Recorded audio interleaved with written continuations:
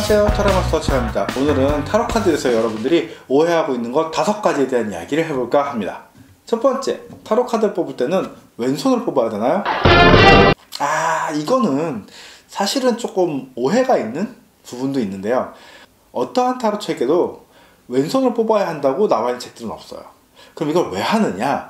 내담자들로 하여금 이 타로 상담에 집중하도록, 그리고 더 많이 신뢰하도록 하는 일종의 프레젠테이션이에요.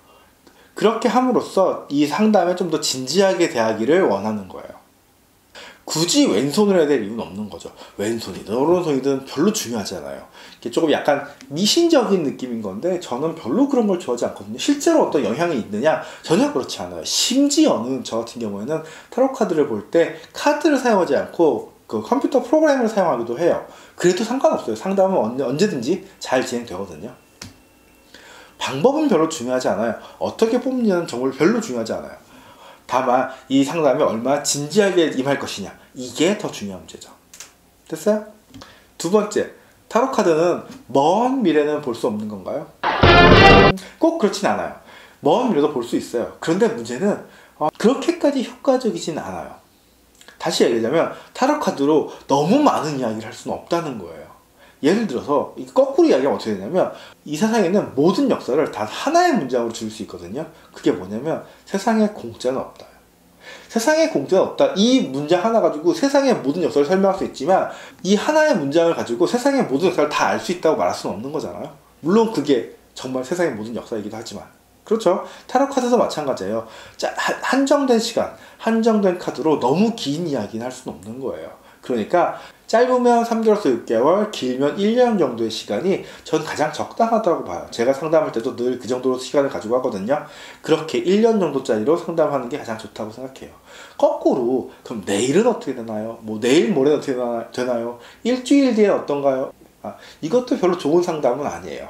짧으면 3개월, 6개월, 길면 1년 정도의 얘기가 상담적으로 가장 좋은 것 같아요. 너무 짧아도 안 되고 너무 길어도 안 되고, 다음 주에 어떻게 되나요?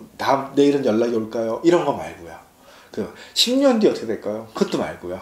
6개월에서 한 1년 정도, 이 정도가 잘 적당한 시기라고 보시면 됩니다. 세 번째, 타로 카드는 그냥 재미로 보는 거죠. 글쎄요, 그냥 재미로 보실 거라면 그냥 심리 테스트 같은 거 하시는 게 좋을 것 같아요. 그게 재밌지 않아요. 근데 타로 카드는 그런 게 아니거든요. 자신의 삶에 대한 이야기를 되게 진지하게, 진솔하게 나누는 거거든요. 왜 이렇게 재미로 보는 거죠? 라고 되어 있느냐? 이건 2가지 이유가 있어요. 첫 번째는 타로 리더들이 제대로 해오지 못해왔던 거예요. 그러니까 그 사람들에게 진지한 이야기를 해주지 못했고, 그냥 가볍게 정말 재미로 할 수 있는 그런 이야기들만 해왔기 때문에 이걸 내담자들이 재밌거리로 느끼고 있는 거예요.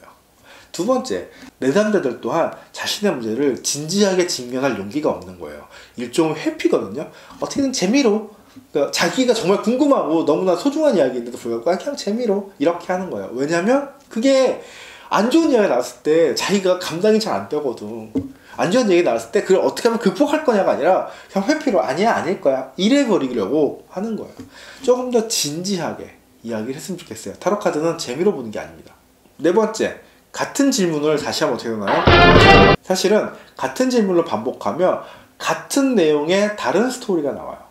그렇게 크게 달라지진 않거든요. 근데 이게 왜 이런 질문을 하게 되냐면, 기존에 나왔던 내 상담 내용이 마음에 안 든다는 거예요.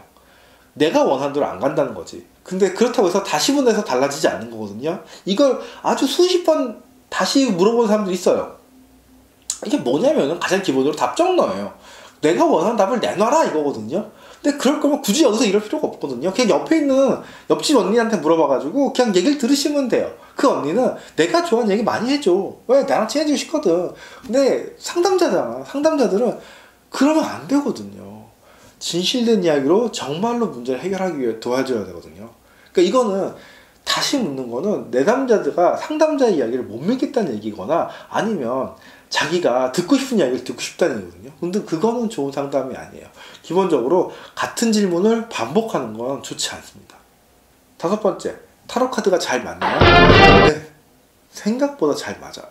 문제가 뭐냐면 사실은 타로 카드는 맞추려고 하는 도구가 아니라는 거예요. 이것에 대해서는 나중에 다른 동영상으로 다시 찾아뵙겠는데, 기본적으로 타로 카드는 굉장히 잘 맞는다고 생각하시면 돼요. 어때요? 오늘 영상 재밌게 잘 보셨나요? 오른쪽 아래에 있는 구독 버튼과 좋아요 버튼 꼭 눌러주세요.